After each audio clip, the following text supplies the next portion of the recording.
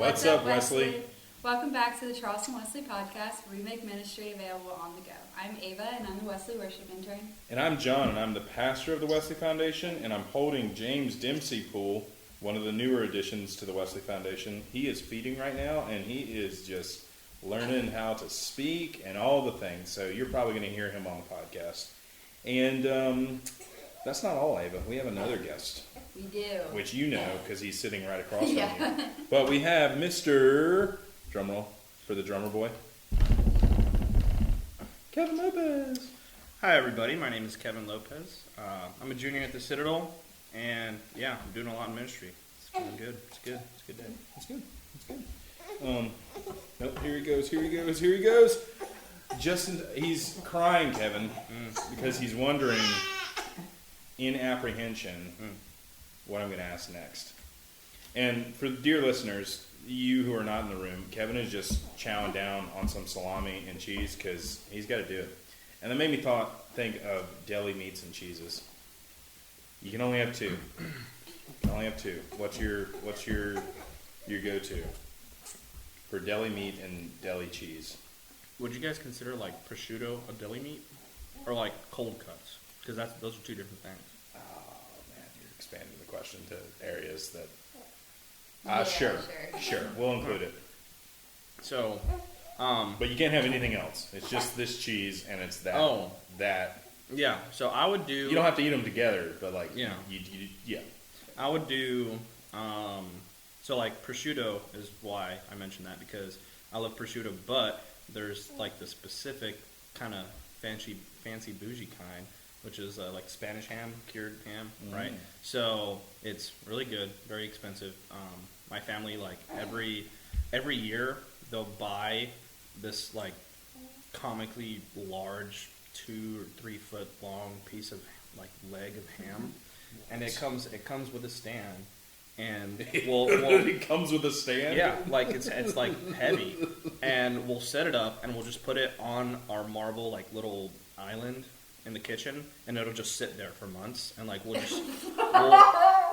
carve at it like every. That is not FDA approved, dude. It is for months.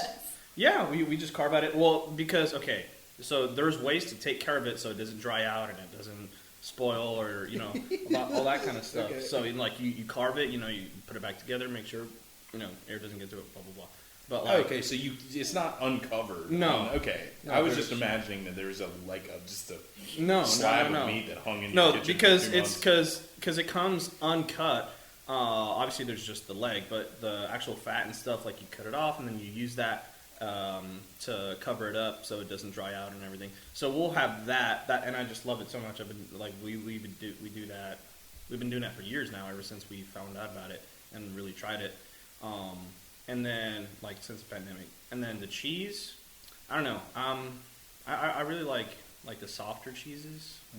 I like the harder, like aged, like cheddars or stuff like that. Those are really good. But I would say probably like there's the, what's it called? It's like the washed rind cheeses that they, like, wash the outside either with, like, wine or, like, salt water. I do know what you're talking about. Yeah, and like when they wash the cheeses, like every once in a while they'll like flip them and wash them and stuff like that. It really affects the taste and stuff. So yeah, it's like a washed rind cheese. It's not like a specific like Gouda or cheddar where it's like using specific milk. It's just a specific process. And I'm kind of blanking on a name right now, so that's why I'm saying that. So I'm just gonna go with that. It's good. Yeah. So feta doesn't count. What? Ooh. I love feta, but it's not a deli cheese. I know that, but it's my favorite cheese. So I just had to put that out. It's a cheese, though. That's my favorite, but it's in the deli. It's in the deli. Yeah, section. I mean it's in the cheese. I would allow it. I would allow it. Really? It's cheese. Yeah. Okay. I do love feta. I didn't even think about it though. Yeah, it's definitely my number one cheese. I just never some good Greek feta. One. And then for sandwiches, I like roast beef. Really? Yeah. Interesting. I love an Italian sandwich, but that's so many meats. I can't. No, I got you. I had like a profound revelation that like pepperoni all the way for me.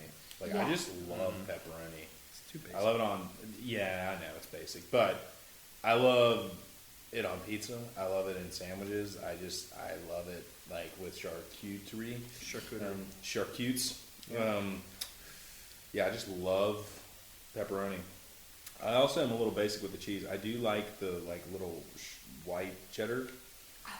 Yeah. That's good. And then I do love me some Parmesan. Yeah. That's always good. What I don't do well with, I don't like goat cheese. Really? That one's a little rough. Is it but I the do taste? love brie. Like, it's the, And you like so like feta? the texture's yeah, it's like weird. It's like it's not a texture thing, it's a taste thing. And I feel like with cheeses, a lot of people have like that dividing line of like texture. So anyway, that's where I'm at. And notice how we just use a lot of words to respect each other's opinions. And I didn't go to Kevin and be like, "What the heck, bro? You're talking about freaking meat on a counter and what was the cheese that you said? Oh, the cheese that you don't even know the name of, dude. Whatever, bro. You're an idiot. Oh, get. I didn't do that, right, Ava? Did I do that? No. You didn't have to bleep me out. I didn't do that because like I love Jesus, and guess what, Ava? What? He cares. He cares what we say. So we're going to talk about speech today, which is kind of a broad topic. We're going to get into some specific ones without hopefully repeating ourselves on previous recordings. We may, say like, "Oh, you should listen to this episode." But we're going to talk about how speech kind of interacts with our Christian faith and how it can kind of disrupt our Christian faith. And Kevin, I don't know if you know this, but we're really doing this episode because Ava has just a sailor's vocabulary. She just is dropping curse words left and right. And so, Ava, we really got to work What if on my it. grandma Dude, well, I'm sorry, Grandmama. I'm sworn to the truth. Ella speaks, man. She talks. No, this has admittedly been a pretty convicting episode for me to listen to because I probably don't have the vocabulary that I should, and by probably, I definitely don't. Now, I will say that I'm not like some reprobate soul that needs to really work on it, but like, I've been in some car rides with students before. I've listened to Monday night conversations. There have been some highs and lows, and I'm just like, my brothers in Christ and some sisters, we got to work on this. So here we are. That's what we're talking about. So, are y'all ready to jump into it? Mm-hmm. Sure, Kevin? Yep. Well, let's talk about, this isn't really on our question sheet, but let's talk about like, when I say, like, talk like a Christian, what do you imagine? Or what does that mean to you?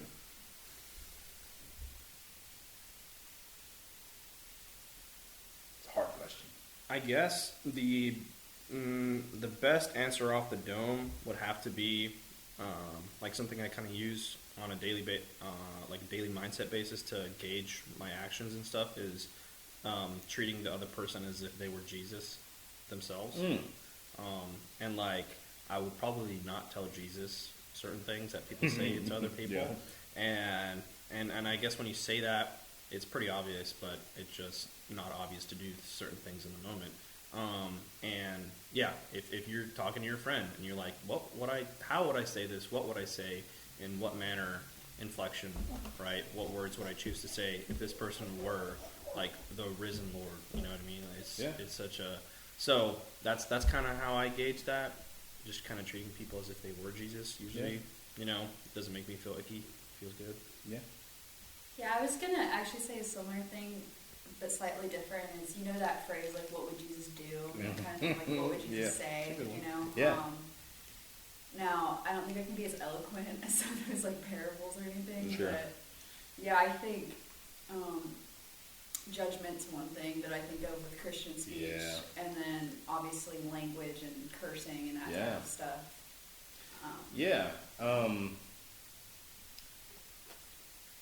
I think a lot of people, when they hear something like Christian speech, they think of like talking about God, but they don't think about like speaking like God. You know, kind of going to what you were saying, Kevin, I actually have never thought about it that way, of like imagining the other person as Christ. My rule of thumb has been, would Christ ever say that? Mm-hmm. Like, can I imagine Christ saying that? And if not, then like, why am I saying it, right? Because the truth is that Christians are supposed to be like Christ. So I'm glad that you brought up judgment, Ava. That's a big thing that Christians do a bad job on. And we're going to have a whole episode on gossip, but that's definitely, obviously, has to do with speech. And I guess let me just offer a clarifying thing. When we talk about speech, we're talking about, like, all forms of it, right? So hand gestures, we're talking about text messages, emails, and then also just, like, conversations like this, right? I mean, I figured that should be included there. So, what is your own relationship with how you speak? Like, are you comfortable with kind of the vocabulary that you use and the trends that you do? Are there certain areas that you feel like you need to work on that could help you be more Christian in your conversations? So I don't know if this is going to make sense. Okay. But I feel like I have really good control of what comes out. It's what I say inside my head that we're going to talk about that no a one little else bit. hears. Yeah. And I guess that's still speech because it's my internalized speech, you know? Yeah. But yeah, I was like, I think since I grew up in like a Christian community and everything, I kind of developed a discipline on language, at least curse words, I think. Now, judging other people, I think that's an everybody problem. So that, I definitely need to work on. But cursing specifically, I do feel like I have a good outward sense of like control over that, but it's in my head that's like not very good. Yeah, I have a really weird way of thinking about it, I guess. But so I love movies. I like new movies. I like old movies. I love old movies for a lot of reasons, but one of the reasons is, I guess, just the way they speak, the way they act, their eloquence, the old way of talking and stuff, and they just have such a plain, simple, straightforward, kind of pure, really honest and genuine way of putting things, and I really like that. I admire that. I try to mirror it sometimes. However, it's really hard. I mean, something I really don't like about modern times, I guess, is how people speak. We speak English, which in and of itself is a seemingly new and simple, dumbish language, I guess. There's no other way to, like... Whoa! My brother in Christ, all right? Just because you know another language doesn't mean that you can trash ours. Spanish is better, but not by much. Okay. I'm talking like Latin, Greek, Hebrew, that kind of stuff, like the languages with words that have transcending meanings. Oh yeah, the ones that are dead now. Dude, you're studying them. I have some pretty hard. I have some things to say against what you said, but I hear the point that you make. Yeah, but I guess what I'm trying to say is, I personally, I've been able to get over a lot of profanity, and that has been able to refine my speech and stuff. The very first Lent I participated in was to get rid of cursing, and that's a tradition I've been able to hold for Lent season. Is every Lent, at least one of the things I practiced, I've been able to carry over for my life past the 40 days, which is something I'm trying to continue. I'm trying to continue that, and obviously not with everything. So that's something that really helped me out, and that's something I guess I admire, is that old form. But I was gonna say, like, the modern way of speaking, with like the bro, dude, all this stuff, or like all the bruh. I love bro and dude. I know, but it's like all the weird words. Like I don't know if this is too weird, but my roommate showed me the word glazing. Yeah. What does that like mean? I was talking about C.S. Lewis because I was reading the book, and I was like, dude, this guy his mind is like somewhere else. And besides the fact that he was downplaying C.S. Lewis, he's like, oh, he's super overrated and all that. I was like, okay, whatever. And he was like, dude, you're doing a lot of you're really glazing C.S. Lewis right now. And I'm like, what did you just say? Yeah, what did that mean? Okay, so it means like if you're John, if you were like bragging about James Dempsey being like the best baby ever, I'd be like, dude, you're totally glazing James Dempsey right I think it's the worst amongst one of the worst things, like words, right now. Okay. So, yeah, the modern mind with how words are being said. We need to pause real quick. Ava has so much shame for being this. That's not what I mean, James. Okay. Okay. It's I feel bad for him. yeah. Okay. So let me. Can I ask some dig-in questions for you? Dude. So like, you said that profanity was kind of a particular issue. Oh yeah. Right. Oh yeah. Do you feel like with your kind of efforts in kind of, I guess, sanctifying your speech, have you come across like some of the other like pitfalls, and I guess become more aware of like other areas of your speech that could have be improved because you've been working on one area? Does that make sense? Yeah. It's kind of like when you start fixing a house, you start to realize everything else that's wrong with it, you know? Yeah. I mean, a lot of the issues that getting rid of profanity brought up have tied directly into the whole slow to speak things.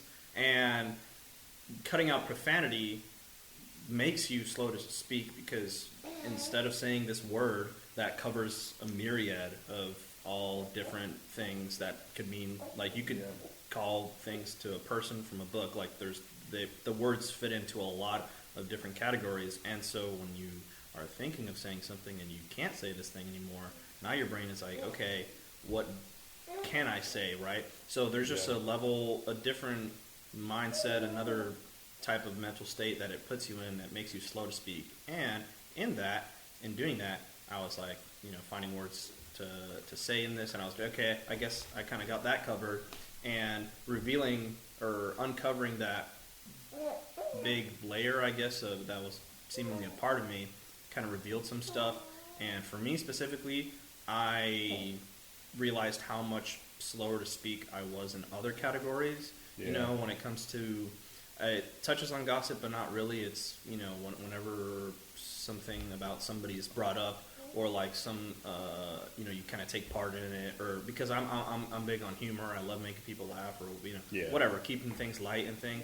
So when it comes to somebody being mentioned about something that they happen, and then you kind of pick at it or like make it funny, but it just kind of seems like you're making fun of them. So like things like that, I guess I'm not too good at because I just try to make it light and funny, but it just doesn't sound right, or I don't know, things like that. I guess it was kind of revealed. Yeah, like I said, I could use some work on my profanity. It's not terrible, but comes up here and there. I feel like I'm pretty good about the judging. I just kind of assume that everyone's a terrible piece of human trash, and so, except Ava. Ava's great, and she's never said a curse word ever. For your grandmother. I'm trying to do some reparative work. Gossip also, I used to be terrible, and I guess that's what I should say is like I used to be way more profane, and like I'm talking like just straight up hateful with some of the things I used to say in my BC era, and before Christ. Mm-hmm. Did you like that? It's pretty good. Yeah, thank you. And I used to gossip, and man, I used to judge others. But, having been in a relationship with more people, I've kind of developed a little bit on that. But, one of the other things that I think that we should talk about, and Ava, we really probably should do an episode on prayer in general. But when we're talking about speech, and you kind of talked about like your internal monologue, right? One of the things, especially in Christian circles, that I think a lot of us think about is prayer, right? Which is our communication with God. In some ways, our speech with God, right? May not actually be words, but something that communicates. So how do you, when you talk to God, like what is the dynamic there? Are you really awkward? Are you really formal? Are you really informal? Are you a weird mix? Do you not know what to say? Kind of a detour question, but I feel like I go through phases. I remember like one time, like 2 years ago, I had a phase where I followed that like Acts prayer model, and that was pretty formal and also felt a little bit awkward because it was like, okay, wait, what's the next step? And like, you want to clarify what? Yeah, so Acts is and it was great. Like it encouraged me to pray every day, because one thing I had a hard time sometimes when I would pray is I didn't know what to say. Yeah, that's a big thing. Because all you want to do is like say all the things you need to apologize for, but after that, like what's left, you know? And so Acts has 4 different sections. It's like adoration, confession, thanksgiving, and then supplication or something. Mm-hmm. So basically just 4 different ways 4 different things to talk to God about. Mm-hmm. And it was great, and I did enjoy it. I never did it long enough to internalize it to where it was like natural. So for me, it was always kind of awkward. Yeah. And then at the same time, after I stopped doing that, then it got back to that point where it's like, okay, I guess I just do casual conversation. Yeah. But then sometimes you don't want to I don't want to be too informal. Like, you've heard, I'm sure you've heard about the people that say like, Dear Daddy God or something. Oh, I know about it. And I've never gotten to that point, but listen, I worry about crossing that line. Judgment is not good, but that's a hard group to not judge. Yeah. I kind of have two approaches in that, I guess. There's the way I've seen to work really well for me is understanding sin and grace, right? So hold up, let's get the audio figured out. We had a collapsed mic stand. There you go. Okay. Sorry. So kind of understanding sin and grace, right? You have, you're sorry for things, but then you're also thankful. So I feel like when you're being sorry about certain things, there's a level of reverence, and there's a level of casualness that you can have with God. And like when we lament or when we repent to God, there's a level of reverence that I personally believe should be had, and it's imagine like you speak with your parents or parent figures, you're really sorry about something, so you're really respectful and you're really honest, and you don't want to really kind of mess things up. And then sometimes when you want to be sorry about something, you just want to be honest, and you're maybe a little more casual. So I think there's 2 ways when regarding sin, and then the 2 ways regarding grace work in the same way. You really want to be thankful. You really want to show your respect towards the amazing gift of grace, but then you also want to kind of share maybe the good things that you've been able to experience in grace, which you can talk about more casually. So I think there are certain times and places when to talk to God reverently or casually. I think both have very good fruit, both have very good things in and of themselves. Like if I'm just laying in bed before I go to sleep, I'm just kind of having a casual conversation with God, talking about the day or and whatnot, or maybe even in the same instance where I want to bring up something where I fell short of the glory, I will speak more reverently. So it just really, it depends on the relationship, and I guess maybe what you're talking about too. I always get a kick out of the people who talk to God in the King James Version. Thou art magnificent, dear Lord. And listen, I love the King James Version for its poetic nature, and so there are places for that.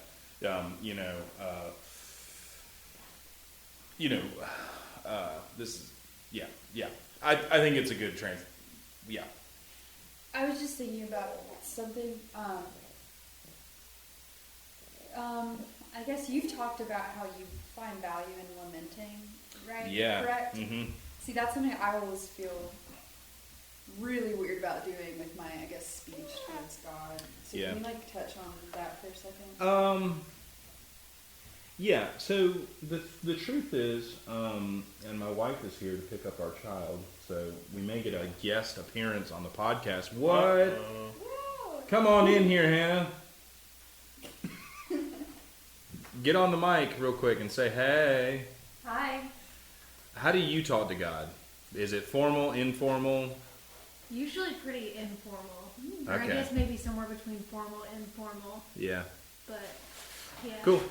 Here's your baby. Thanks. He is well fed and is rearing to go. And here's all the equipment. So I don't know what you want to do with that. But to your question, right, about lamentation.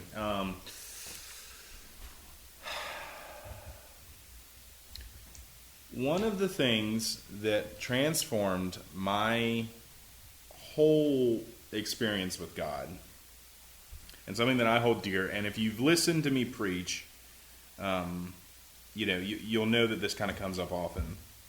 But the second I started looking at God as a spouse, my entire relationship with him changed. I think when we talk about God a lot, we talk about a father, right? Some people will say mother, but parental, right? And there's space for that, and it's good and everything, but that felt like that created distance. But then when I thought about it as a spouse, I was like, oh my goodness, I go to Hannah all the time, and I'm like, oh my gosh, am I stressed, and so I do that in my conversations with God. Oh, Hannah, here are the wipes for that diaper bag. I do that in my conversations with God, where I'm like, God, I'm super stressed, and I don't really know what you're going to do about it, what you will do about it, what you can do about it, but that's just where I'm at, right? And so as far as lamentation, I'm usually just pretty straightforward. And I also try to refrain or use the refrain that Christ uses. It's like, it's not my will, but yours, And I think, too, one of the things that we need to remember is Jesus taught in what I would call a dialogical method. People ask him questions, he asks questions. People say something, he responds, right? And so when we read Jesus, we're always like, you have answered correctly. Love the Lord your God with all your heart. But in reality, he probably was like, you're right. Yeah, it is love the Lord your God. I mean, he was a person. He was amongst us, right? So as far as my speech with God, there are moments where I find that formality and that intimacy, and that's kind of where I kind of see the parental relationship a little bit. But those tend to be in the extremes of life. And in the day-to-day, I find a lot of comfort in just kind of the casual talking as I would to Hannah or to a friend, where it's like, oh, God, this was a super cool thing today, and I'm just like super thankful about that, A funny thing,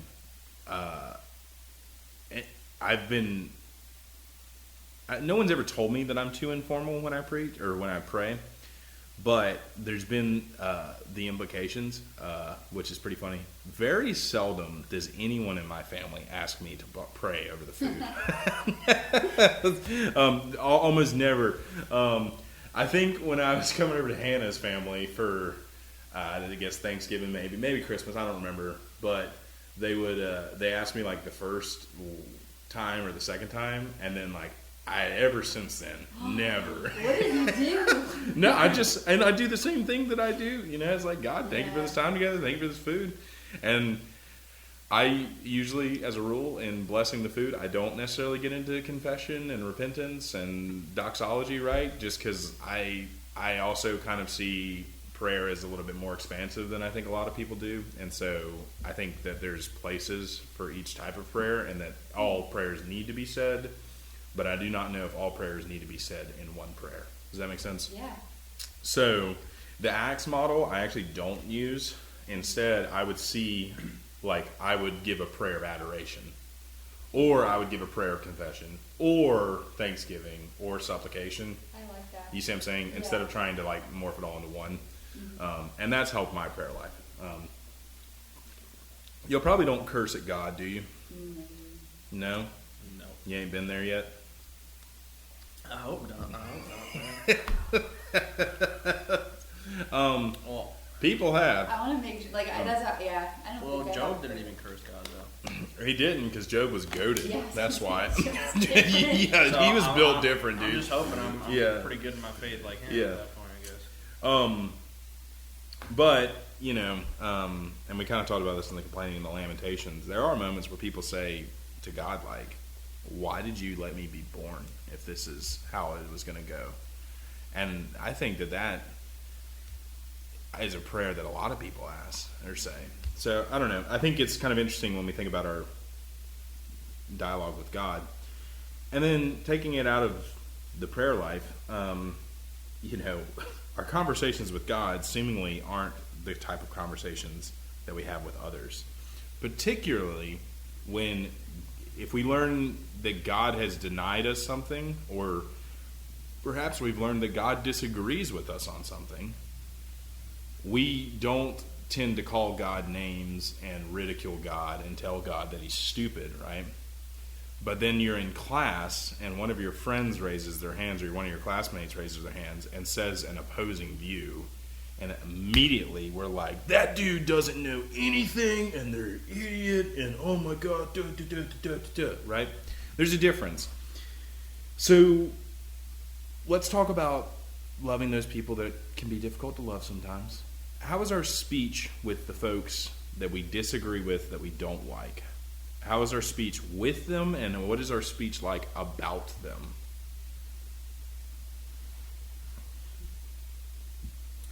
I feel like I'm non-confrontational, so with them, it's not bad. Yeah. But I will say again, it's kind of like that outward versus inward stuff. As soon as I walk away in my head, I'm like, oh my gosh, I can't believe that I was just said. Yeah.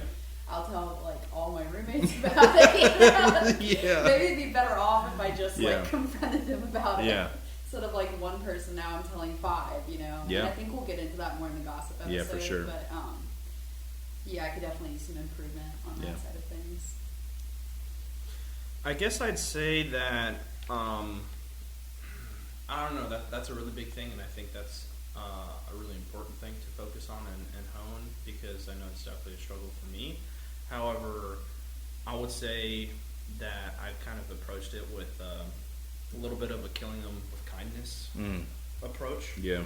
And I feel like God does that with us a lot.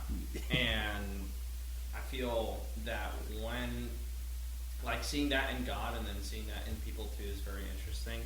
But, for example, like when you pour out in life, because God has poured into you, God pours back into you. Mm-hmm. And even if you don't pour out because you're a person that doesn't know, or for whatever reason you're not pouring out, God is still pouring into you, even if you don't pour out. So like he's in that way, he's kind of killing you with kindness. So that's kind of the approach that I take with that. And I guess when I am speaking with an individual that has an opposing view, I more so like just really try to focus on what they're saying and why they're saying it, and how they came to that conclusion and why they did, and just trying to, I guess, eliminate biases, eliminate certain things, and try to go at it from a purely, I don't know, maybe in a democratic way, or like very deliberate, just trying to look at reason, look at rationale, not necessarily emotion, and definitely being slow to speak, because when it comes to, like you just mentioned, your emotions are kind of your emotions are very forward and forefront, and they want to be forward, and they want to have a say in whatever it is that you want to say. But in reality, you give things thought, and you're like, man, and it's kind of like when you're in the shower and you're like, oh, I should have said this and I should have said that, and this would have been like epic and whatever, right? So it's you're giving it more thought, and you're giving it, so you definitely need to take a step back, right? And give it space. I think giving it that space, allowing time for things to simmer a little bit, in the book Out of Solitude, it talks about how Jesus spends an entire night in prayer with God in solitude before he goes out and starts ministry, I guess, and then it talks about how even now, when we want to make a seemingly important decision, we're so quick to just act. And I really think that there needs to be time to kind of let things sit. Same thing with, for example, if you're writing something, you need to write it, kind of go back, let those ideas sit for a couple of days, and kind of go back to that. So I think just definitely giving things time, because we're very emotional, and that's kind of at the forefront, and we really need to kind of eliminate that.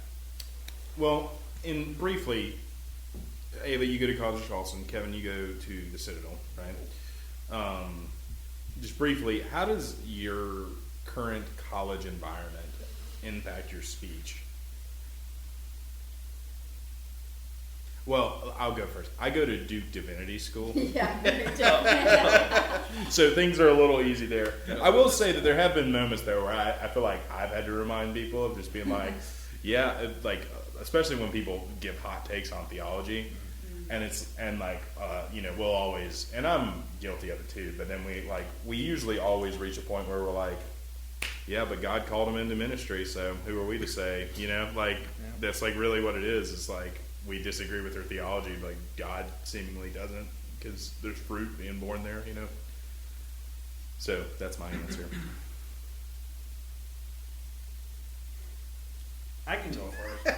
Ava just is not prepared for this. Well, so You wrote the question, I Ava. know, I think okay, so if there's anybody that isn't familiar with the Citadel, it's a military college. Whoa. And there's a lot of people there that are in that military mindset. They're legitimate contracts. There's people that aren't, like myself. And contracting meaning you're going to be going into the military obligated. And that, young college kid, mostly male, and that kind of environment when you get all these dudes that are cooped up, that can't do certain things that they want to do, and they want to be rebellious in a certain way. And if you've ever been around anything military, or you do a Google search, you know that they can be pretty rowdy sometimes, and cursing and profanity is simply part of it. It's a symptom of it, and it's a sign that you can readily see all the time. So definitely being around that, being in an environment where people want to be better in a way, right? There's a lot of pride involved, which is very bad, but there's a self-improvement environment. However, that creates a very competitive environment, and that creates an environment, well, I want to be better than this person, and or I want to appeal to this group, and these people that I need to appeal to love cursing, or they love to party, or they love to be the bros and do all this stuff, and pump their chest and drink beer all day or whatever. And so it's just like trying to look at that and remove yourself from that is just so hard, and trying to just literally not only just deny yourself, but deny the people around you in a seemingly unknown, very different environment. And it's very hard, especially as a freshman. You're trying to appeal, you're trying to look cool, you're trying to get in it, you're trying to get in good, you're trying to show people if you want rank, right? You want a position in your company and all this stuff. You essentially you're kind of appealing to people and to the masses. So not being a part of that, and not like it's the same thing with nicotine. It's not choosing to be a part of something that is gonna maybe getting in, that's gonna allow you to get in good with the guys. Choosing not to be a part of that is very hard. It can be very hard on a person. It can be very hard from a perspective of being, choosing to be lonely, choosing to isolate yourself, and you're going to have a lot less friends, and that's just the reality, because that's just what people do there. Yeah, I was talking with one of your classmates, and we were talking about rank, and they said there's two types of people at the Citadel. There's the people who want rank, and there's the people who have empathy. And he's like, you got to pick which one. And I just thought that was so good. Which, you have a rank and you have empathy, so that's good. Wow. But I just thought that was funny. But not trying to bash the Citadel, but it is a problem at the Citadel. I'll be the first to say it. It's not necessarily good at College of Charleston, but there have been times where I literally have had my jaw drop with just things that have been said. Not just cursing, but slurs, racial, sexual, gender. It's terrible. So I really wanted to mention this to you, just in casual conversation, but I can talk about this here too since it's relevant. We were doing a volunteer thing with the Cross Center, I remember, and we were in the room, and there was a gentleman who was a Marine Corps, officer. Oh yeah, I forgot about that. And he was very soft-spoken, eloquent, very deliberate and honest in his speech. And he was speaking to a lot of cadets that were just trying to go through a process of volunteering for something, getting hours. Yeah. And at the very end, we were kind of all done with business and whatnot, and he was just, it was just on his heart to talk about profanity, and he was just saying, you guys are cadets, you guys are very pushed towards cursing and profanity, and he was simply challenging all the cadets in the room to not, right, and to refrain from that, and to see what a difference it can make in your life, and then everybody was just, all the cadets were kind of looking around at each other, and when he left the room, it was like one of the most, oh my gosh, everybody was just cursing up. Yeah, everyone was like, get a load of that guy. Get a load of that effing guy. What the, just like an absolute I forgot monstrous, like a storm of just every cadet was just like mocking him, cursing, like, oh, what the F am I gonna love him? Like, why would I effing do that? I forgot that. Get a load of this sugar honey iced tea. Like, what am I gonna do? Like, why would I effing do that? And it was just. It has to do with like peer pressure too. Well, sure. Well, yeah, I think that's a huge part of it. But then me and John were just like. Yeah. Like I was in the room because we were doing the joint partnership trip. But that was my first year when we went to Florida. And so anyway. Sorry. That was so bad. Let's talk about College of Charleston and its reprobate language. Okay, so I think, to take some of the heat away from the Citadel, I think young people anywhere kind of are struggling with that, because I think we grew up with a lot of mature television, music, finally being able to listen to it, where it's not as like hidden from us anymore, and at least I just think it's normalized a lot more now. But for my personal experience with College of Charleston, I cannot say I don't know what this reflects about the college as a whole, but I feel like because I don't really curse, a lot of people don't curse around me. Yeah. And I don't know why, because I've also made it clear to my friends that, like, I'm not going to judge whatever you say, I never call anyone out or anything. Yeah. But I guess it's just that, like, people are like chameleons.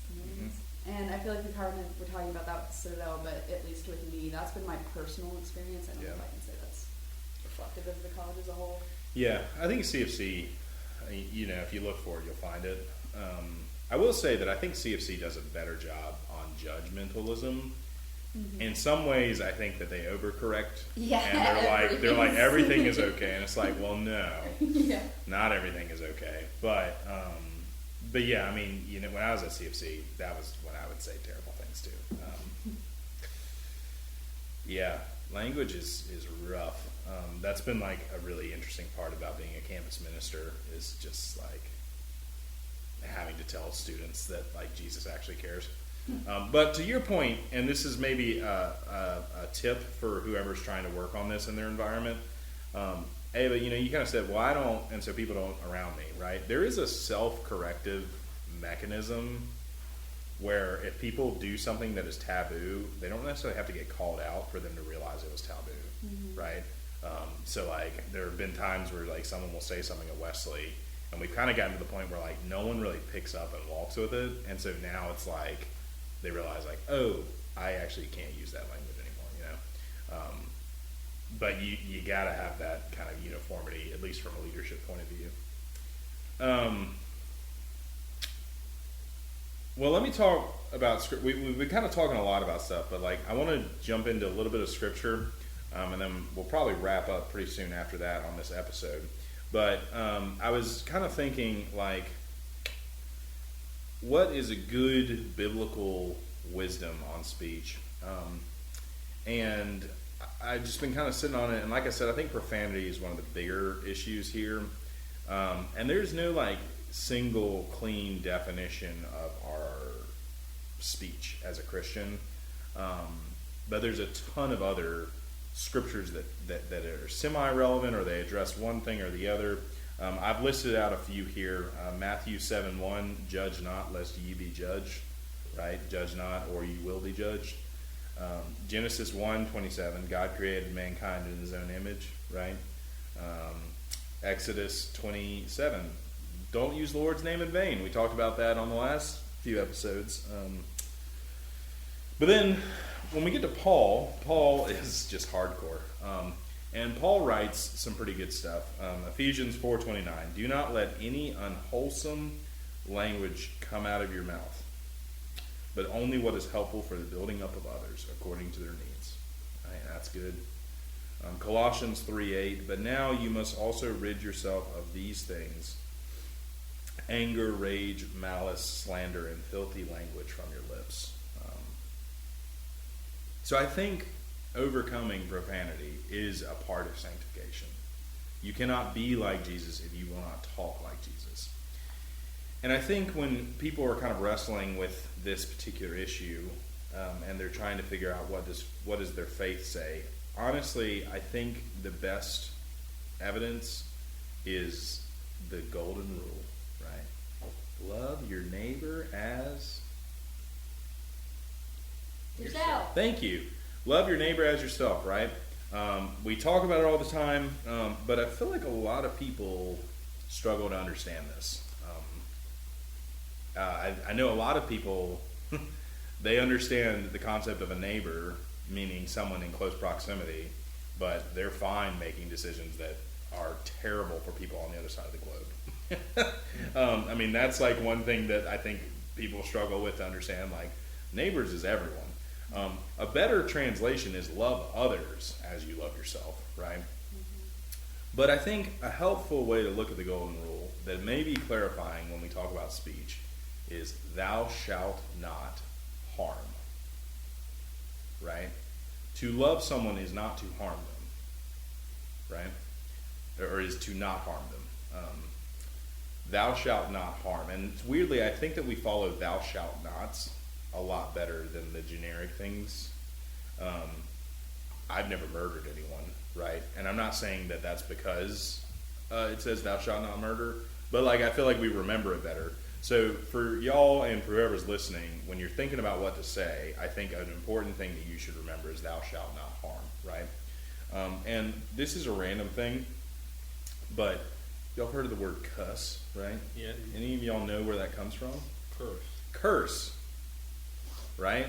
And there are curses in Scripture, and they're not good. Noah curses Canaan, and Canaan and his bloodline are treated terribly because Noah curses him. And then that's actually used later, particularly in the American South, to justify chattel slavery.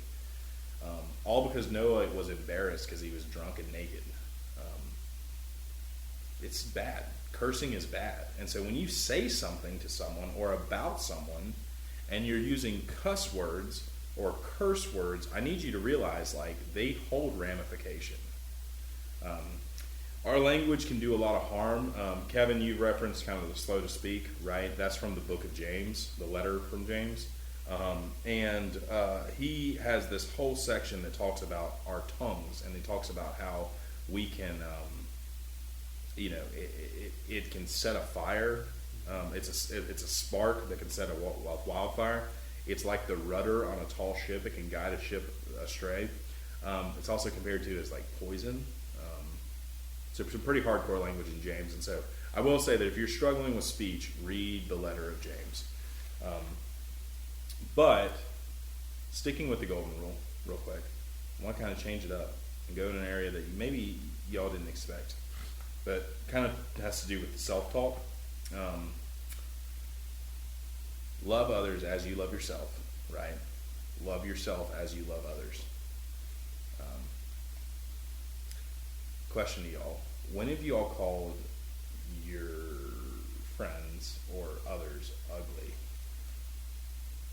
or unworthy or like stupid or insufficient? Okay, Maybe you stupid, okay, but the all other right. ones no. Or insufficient or unlovable or unwanted, right? Like, we don't say those to others, right? Now, how many times have you said that to yourself? Because I know I have, and I do, right? And so, I guess kind of the question is like, why are you saying stuff to yourself that you won't say to others? And I kind of mean that in two ways, right? Why are you saying to yourself that you're loved by God, but you're not telling others they're loved by God, right? So there's kind of a call to mission there. But then also, why are you telling yourself that you're not worthy, but you wouldn't dare tell that to someone else? I think language is interesting, and I think that kind of vacillates and covers a lot of things. But I think the general overview is that, like, we should be working on it. And so, final question. How can we be accountable with this, both with ourselves and with others?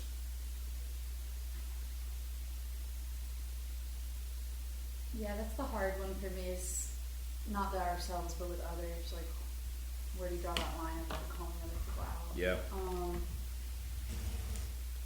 Because with language, like if someone's being flat out hateful toward another person, that's easy to be like, hey, Yeah. that's not being nice. But if they're just saying like a random curse word, Yeah. do you stop every time they say that? I don't know.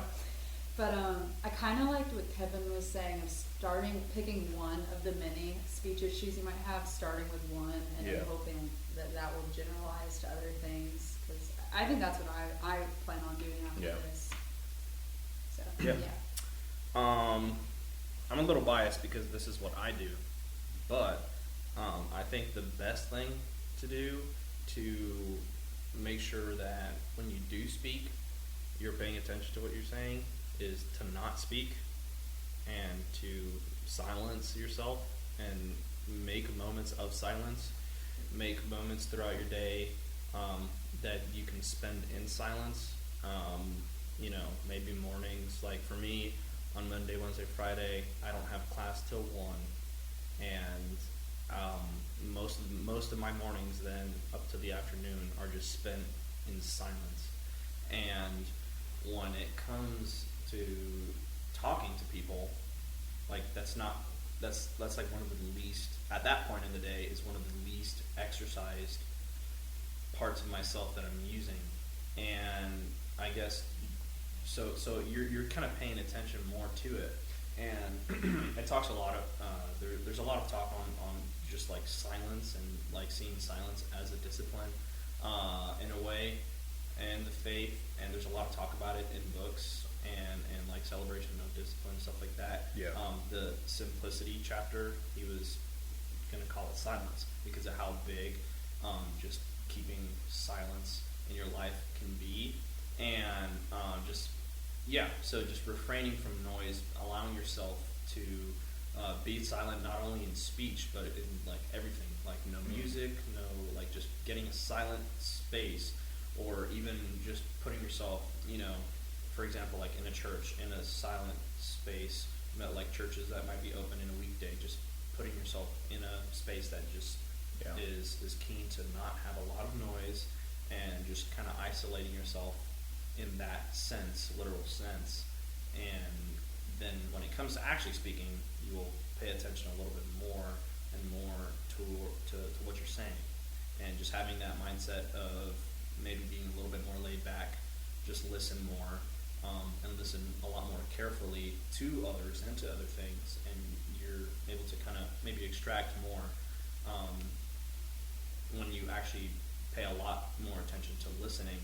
And it's just a lot much more worth it, and it makes a lot and it also affects other people too. And when you have a conversation with a person and you are actually not or you're actually listening to them instead of just waiting to speak. So. Yeah, I think there's wisdom in that. I also think that you just need to tell people that you're working on it. Tell your friends, be like, hey, I am not going to use the Lord's name in vain anymore.